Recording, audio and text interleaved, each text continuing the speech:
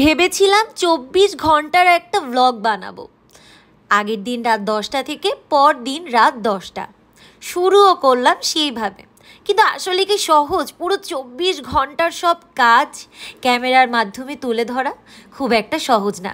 তারপরও দেখুন, রাত্রেবেলায় আমি সব দিকের সব কিছু ক্লিন করে তারপর রেডি করি আমার ঘুম থেকে উঠেই যেগুলো আমি খাই সেই সব কিছু। এদিকে বাদাম ভিজিয়ে রেখেছি, এদিকে চিয়া সিড। এরপর নমস্কার সবাইকে, অরনিস প্ল্যানেটের আরেকটি ব্লগে সবাইকে জানাই স্বাগত। আজকে কিন্তু আমি ২৪ ঘন্টার একটা ব্লগ শেয়ার করব, আজ রাত ১০টা থেকে কাল রাত ১০টা পর্যন্ত।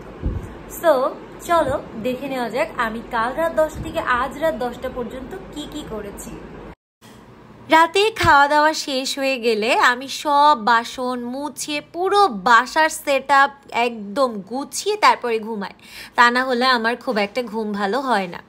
আর হ্যাঁ, অনেক সময় এমন হয় যে মুভি দেখতে দেখতে যখন সোফায় বসে মুভি দেখতে থাকি অনেক রাত হয়ে যেত। যদিও বর্তমানে আমি ১০টা-১১টার মধ্যেই শুয়ে পড়ার চেষ্টা করি, কারণ এখন আমি ঘুম থেকে উঠি ভোর ৫টায়। আর যদি আগের দিন রাত ১০টার মধ্যে না শুতে যাই, মানে ১১টার মধ্যে না ঘুমাই, পরদিন সকাল ৫টায় ওঠা খুবই কষ্টকর। এদিকে আমার ইদানিং আসলে ঘুমটা পূরণ হচ্ছে না।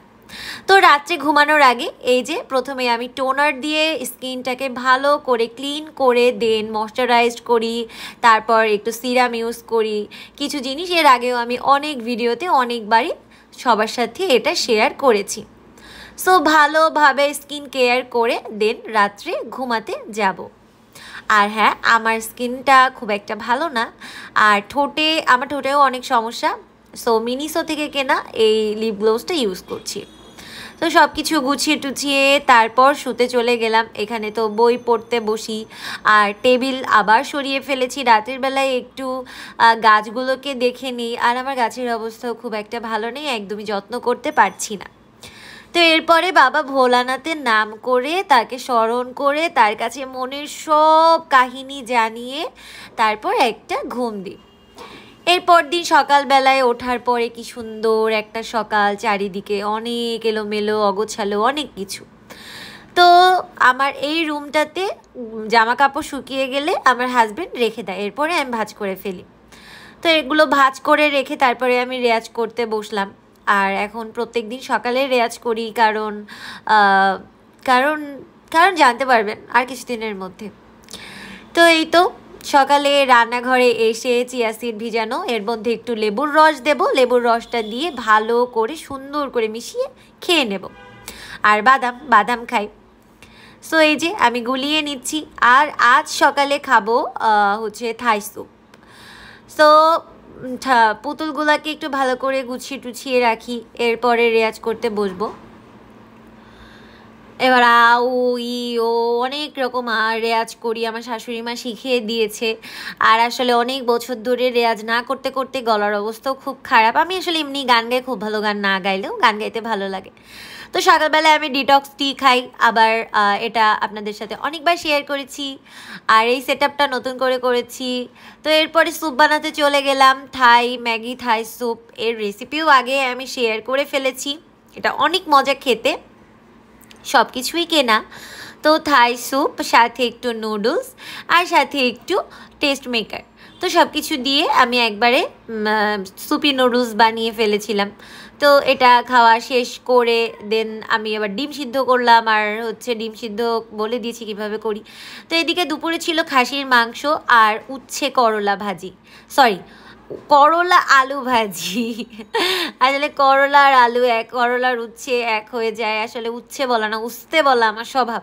এরপরে একটু হেয়ার কেয়ার করতে হবে, আর বর্তমানে আমি এই তেলটা ব্যবহার করছি। তেলটা ব্যবহার করার ফলে দেখছি আমার চুলগুলো অনেক সিল্কি হয়, আর তেলটা অনেক ভালো। তো চুলে তেল দিয়ে গাছে জল দিতে চলে গেলাম। আমার গাছের অবস্থা খুব একটা ভালো নেই, তারপরও টুকটাক গাছের যত্ন নিচ্ছি। আর গাছের নতুন একটা পদ্ধতি শিখেছি, যেভাবে কীটনাশক গাছের ভালো হয় আর কি, পোকা টোকা দমন করা যায়, একটা সুন্দর জিনিস শিখেছি, আপনাদের সাথে নেক্সট ব্লগে শেয়ার করব। তো এই যে গাছে জল টল দেওয়া হয়ে গেল, গাছের দিকে অনেকক্ষণ ধরে তাকিয়ে থাকি। আমার গাছগুলোকে আমি অনেক ভালোবাসি। যদিও এখন আর আগের মতো একদমই যত্ন করতে পারছি না।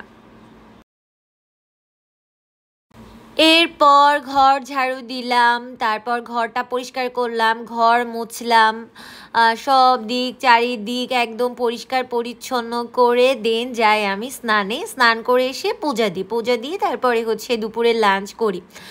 আর হচ্ছে এটাই নিয়ম। অনেকেই আছেন যে সকালে ঘুম থেকে উঠে স্নান করে পুজো দেন, বাট আমি দেই না। আর আমি আসলে খুব একটা ধার্মিক না, ভগবানকে অনেক ভালোবাসি, আমার শিব ঠাকুরকে অনেক ভালোবাসি। তো এই হচ্ছে আমার ছোটোখাটো পূজার নিয়ম কানুন, এই তো। আর এটা ছিল বৃহস্পতিবারের পুরো একটা দিন, সো লক্ষ্মী পুজো ছিল। তো বাসা ক্লিন করে ভালো করে সব দিক ক্লিন করি, তারপরে আমি লক্ষ্মী পুজো দিই স্নান করে। তো দেখতে পাচ্ছেন এভাবে স্ট্যান্ড দিয়েই আমি ঘরটা মুছি, ক্লিন করি। তো এই যে আমার ঘর একদম ক্লিন হয়ে গেছে। আর এই যে ক্লিন করা আর এসে আমার স্ট্যান্ড ঠিক করে গিয়ে ক্যামেরা সেট আপ ঠিক করে তারপর দেখানো, এটা আসলে খুবই ডিফিকাল্ট। তারপরও এভাবে ভিডিওগুলো বানাই। তো এই যে সব কিছু ফার্নিচার মুছে ক্লিন করে ফেললাম। এরপরে স্নান করে তারপর লক্ষ্মী পুজো দিলাম। তো আসলে রাত 10টা পর্যন্ত হয়নি, সন্ধ্যা পর্যন্তও হয়নি, আসলে এটা দুপুর পর্যন্ত একটা ব্লগ হয়েছে।